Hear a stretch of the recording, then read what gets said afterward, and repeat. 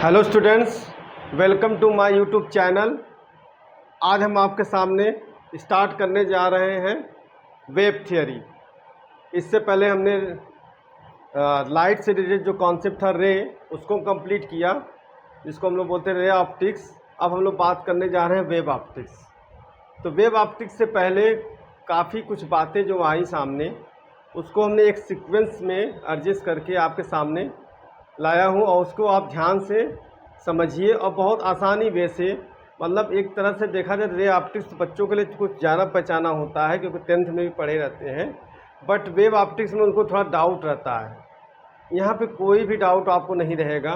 एक simple way में आपको को रिलेट करते हुए, आपको साथ में लेते हुए हम सारे टॉपिक को क्लियर करेंगे। तो इसमें शुरुआत जो होती है वो होती है आपका कॉस्पिकुलर थियरी से, है ना। कॉस्पिकुलर थियरी क्या कहती थी? जो न्यूटन ने बताया था, उन्होंने कहा कि इस थियरी में कि जो होता है वो कॉर्पस्कुलर मतलब होता है टीनी पार्टिकल्स। आप देख रहे होंगे रेड लाइट जो लेज़र है उससे हम दिखा रहे हैं, तो इसका मतलब ये होता है कॉर्पस्कुलर मतलब होता है टीनी पार्टिकल्स। और इसके कॉन्सेप्ट से जो डिस्क्राइब हुआ है वो डिस्क्राइब होता है reflection, refraction and rectilinear propagation of light.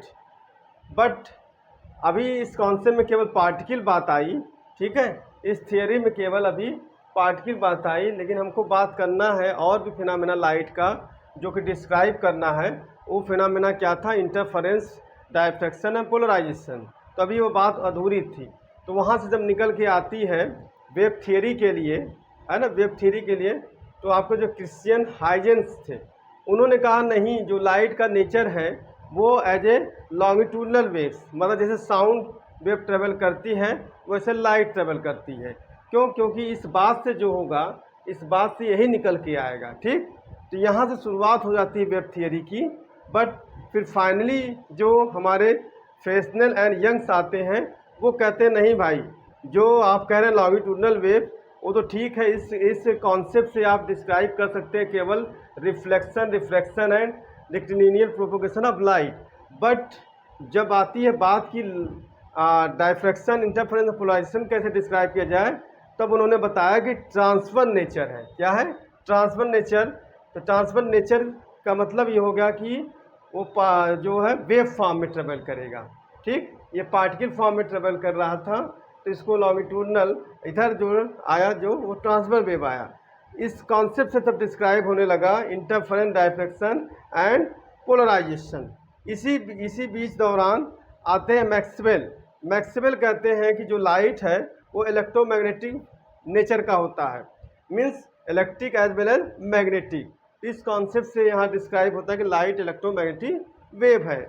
बाद में फिर प्लैंक्स आते हैं जो कि अपनी थियरी देते हैं, नाम होता है उसका प्लैंक्स क्वांटम थियरी। तो वो बताते हैं कि स्मॉल पैकेट के फॉर्म में लाइट ट्रेवल करती है, जिसको हम लोग कहते हैं फोटॉन। इसी कॉन्सेप्ट को यूटिलाइज करके अल्बर्ट आइंस्टीन जो है वो फोटो इलेक्ट्रिक इफेक्ट के बारे में डिस्क्राइब करते हैं, जो कि हम लोग नेक्स्ट चैप्टर में पढ़ेंगे, फोटो इलेक्ट्रिक इफेक्ट। तो इस तरीके से लाइट की कहानी जो है आपका पार्टिकल से चलते चलते वेव तक आती है, और जो फिनोमेना लाइट से रिलेटेड होती है वो डिस्क्राइब होने के लिए एक तरह से क्लियर हो जाता है। फिर एट लास्ट डी ब्रॉगली आते हैं, वो बताते हैं कि जो लाइट का है वो डुअल नेचर है। डुअल मतलब टू तरह का, तो दो तरह का क्या है? Particle as well as wave nature. इस तरीके से यहाँ से चलता है कॉस्पिकुलर थियरी से लेकर के डी ब्रॉगली के कॉन्सेप्ट तक, माने पार्टिकल से लेकर के वेव नेचर तक का जब सफ़र तय होता है, तब जाकर के लाइट की जो फिनोमेना है, every phenomena can be describe by the nature of the wave. तो नेचर ऑफ वेव जैसे क्लियर हो जाता है लाइट का, तो हम इसमें अब क्या होता है, reflection, refraction, diffraction, polarization, interference, scattering of light, any way कोई भी लाइट की फिनोमेना डिस्क्राइब की जा सकती है। अब यहाँ पे जो बात आती है, हम लोग पढ़ने जा रहे हैं वेव थियरी। तो वेव थियरी में जो है वेव ऑप्टिक्स हो गया, इसमें हम लोग पहले वेव फ्रंट पढ़ेंगे, वेवलेट्स पढ़ेंगे, रे पढ़ेंगे और नोड। ये बहुत इंपॉर्टेंट बच्चों हैं। अगर आपको वेव ऑप्टिक्स समझना है तो इस तरीके से जो भी हमने एक बनाया है फ्लो चार्ट, वो आपको तैयार रखना है, ठीक है। तो first of all we discuss about the wave front. Wave front क्या होता है बच्चों? The locus of all particles of the medium which are vibrating in same phase at any instant is called wave front. मतलब ये हुआ कि आप किसी भी मीडियम में अगर डिस्टर्बेंस पैदा करोगे तो वहाँ पे क्या हो जाएगा? वेव क्रिएट होगा, है ना। जैसे आप सिंपल सा एनी वन कोई भी हो, आपका पहला एग्जांपल यही देता है कि पॉन्ड है, पॉन्ड तालाब है, आपका वाटर क्या है? शांत है ना, पानी बस सब रुका हुआ है, ठीक। अब इस पर क्या है? आपने एक स्टोन मारा है ना, स्टोन इस पर जब फेंका आपने पत्थर, तो आपने क्या यहाँ पे प्रोड्यूस किया? डिस्टर्बेंस किया, है ना, डिस्टर्बेंस किया। और जब डिस्टर्बेंस जहाँ होता है वहाँ बच्चों क्या होता है? वेव होता है, वेव क्रिएट होता है। तो इस तरीके डिस्टर्बेंस के कारण आपके जो तरंगे वेव ऐसे निकलना शुरू हो गया, ठीक है। एक अप एक एंड राइट माने हाई एंड लो, जिसको आप क्रॉस एंड क्रेस्ट कहते हैं, उस फॉर्म में ये वेव ट्रेवल करने लगा। अब वेव देखिए क्या है? हमारी तरफ आ रहा है, ठीक है। तो हमने डिस्टर्ब किया उस सिस्टम में, उस में, और डिस्टर्बेंस क्रिएट हो गई वेव में, और वेव जो हमारे पास आ रही है इसलिए इसको नाम देते हैं वेव फ्रंट। अब बात आती है कि जो वेव फ्रंट है तो ये सोर्स हो गया, ये डिस्टर्बेंस क्या होगा? सोर्स हो गया। अब इसके अराउंड आप क्या है? एक जो बनाएंगे, जब मान लीजिए इसमें स्फेरिकल टाइप का, तो ये जो आपका वेव बढ़ता जाएगा इससे सर्कुलर फॉर्म में, ठीक, ऐसे बढ़ता जाएगा। इसी का नाम इन्होंने क्या दिया है? Wave front. तो ये वेव फ्रंट क्या है कि the locus of all particles of the medium. अब जो पार्टिकल्स ऑफ द मीडियम, जैसे ये पार्टिकल आगे बढ़ रहा ना, अप डाउन में से बढ़ेगा, इस पार्टिकल का सेम फेज में होने के कारण आप इसका क्या लोगे? लोकस लोगे। लोकस मतलब किसी एक फिक्स पॉइंट से राउंड जितने भी पॉइंट पड़ेगा उसको हम लोग लोकस कहते हैं, ठीक। इस लोकस को जब लेंगे तो एक जो बनेगा इसी का नाम वो देंगे वेव फ्रंट देंगे। क्या नाम देंगे? Wave front. अब एवरी लोकस है ना, जो एवरी लोकस ऑफ पॉइंट है, अब यहाँ पे वेवलेट्स आता है बच्चों, है ना। तो आई होप वेव फ्रंट समझ गए होंगे। वेव फ्रंट क्या है कि the locus of all particle, जो ये पार्टिकल है इसका आपने क्या किया? लोकस लिया, ठीक। Particles of the medium are vibrating in the same phase, same phase में सब रहेंगे, है ना। मतलब जैसे आप वेव की बात कर लें, अगर ऐसे जा रहा है ये, तो आपका ट्रॉट एंड क्रेस्ट में फॉर्म में जा रहा है, तो ये देखो ये इस तरह से ये सब क्या है? सेम फेज में, ये अपना फेज में है, ये एक अपने फेज में है। तो इन्हीं का जो लोकस ले लेंगे उसको जो क्रिएट करता है उसी को बोलते हैं वेव फ्रंट। अब होता है वेवलेट्स, क्या होता है, ठीक। तो वेवलेट्स ये होता है बच्चों कि each point of a wavefront acts as a fresh source of new disturbance called the secondary waves or wavelets। बहुत सिंपल भाषा में समझिए कि जैसे आपने देखा ये पार्टिकल्स है, अब इसका जो एक सर्किल आप बना रहे हैं ये क्या है? आपका वेवलेट्स। ऐसे ये ठीक है, ये इसको, तो ये जो है आपका जो wavelets every point act as a, देखो है ना, each point of a wave front act as a fresh source. जैसे आपने यहाँ एक सोर्स किया, डिस्टर्ब होकर ये बना, वैसे ही इस पे जितने भी पार्टिकल पड़ेंगे वो क्या करेंगे? एक नेक्स्ट वेव फ्रंट को बनाने के लिए जो तैयारी शुरू कर रहे हैं, तो each point of a wave front act as a fresh source of new disturbance cause secondary waves are wavelets. Means अब इसको आप देखेंगे तो जब टेंजेंट मिलाएंगे ये, तो ये देखेंगे आप क्या बनेगा? नेक्स्ट मीन्स सेकेंडरी आपका कह सकते हैं वेव फ्रंट, या आप कह सकते हैं न्यू वेव फ्रंट, ओके। ऐसे ही फिर जब ये बना, अब इसका ईच पार्टिकल का क्या लेंगे आप? तो जो ईच पार्टिकल वो कैसा होगा? वेवलेट्स होगा, और वो वेवलेट्स क्या कहलाएगा? सेकेंडरी वेव्स आर वेवलेट्स कहलाएगा। अब इसके जो आप लोकस लेंगे, इसका लोकस लेने के बाद आप इसमें क्या लेंगे? टेंजेंट करेंगे, टेंजेंट, ये नेक्स्ट वेव फ्रंट आपका हो गया, मीन्स आपका न्यू और फ्रेश वेव फ्रंट बन गया। तो इस तरीके से आपका ये हो गया। अब नेक्स्ट आता है एरो। क्या है एरो? कुछ नहीं है बेटा, बस खाली परपेंडिकुलर द वेव फ्रंट, माने जो आपका वेव फ्रंट बना है, ये सब वेव फ्रंट जो बन रहे हैं, तो वो क्या होता है आपका? परपेंडिकुलर परपेंडिकुलर एरो, ठीक है, टूवर्ड्स, है ना, आउटवर्ड्स की तरफ, आउटवर्ड, तो इसको हम लोग बोलते हैं रे। ये हर वेव फ्रंट पे क्या होता है? परपेंडिकुलर होता है, ठीक है। उसके बाद नेक्स्ट आता है कि नोट तो इसको हम फिर से आपको समझा दे रहे हैं, अगेन दोबारा देख लीजिए, इसको फिर से नहीं समझ में आया होगा तो दोबारा हम आपको समझाते हैं, ठीक है। कोई इसमें बहुत लॉजिक या बहुत टेक्निक नहीं है, बस आप समझ लीजिए जैसे आपने पॉइंट है, पॉइंट में थ्रो किया, ये क्या हो गया, डिस्टर्बेंस। अभी डिस्टर्बेंस हो गया तो सोर्स हो गया। अभी सोर्स जो है क्रिएट करेगा किसको, वेव फ्रंट को।